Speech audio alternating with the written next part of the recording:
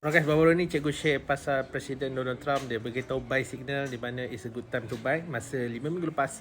Dan sekarang ni kata it's gonna be lot higher, akan ada big explosion. Alright, itu adalah video sebelum ni guys. Dan mengenai komen ni guys, saya pun setuju juga. Dia juga yang buat crash. So kau nak tahu apa kisah di sebalik crash ni guys? Jom dengar video ni sampai habis guys. Alright, so basically guys, semasa market manipulation, semasa dia announce dari market jatuh hari tu guys, dia bukannya tak buat apa-apa guys.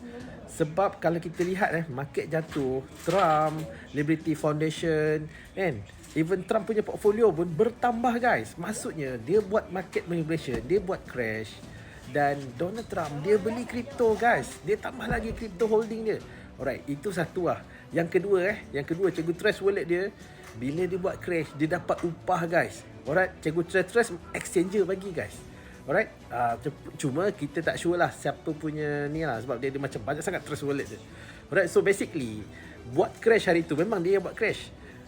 Sebab pertama dia buat crash, dia nak loaded dia punya holding position. Sebelum dia nak buat market terbang, dia bagi crash, dia beli banyak-banyak dengan harga murah.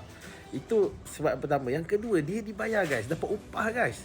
Alright, dan bila dia dah habis loaded, bila dia punya portfolio dia dah capai billion dollar guys, alright, then barulah dia beritahu, okay, sekarang aku dah tak nak buat panic, aku pump balik market. Alright, and then what happen? Market naik guys. Sebab tu kata zaman sekarang guys, yang control market seorang je yang boleh control market. Presiden Trump guys, dia punya, sebab tu lah dia boleh bagi buy signal. Sebab dia boleh buat market crash, dia boleh buat market naik. Dan sekarang dia dah banyak kripto, dia dah banyak beli dan dia dah banyak holding. Sekarang ni dia nak harga naik supaya dia boleh jual pula.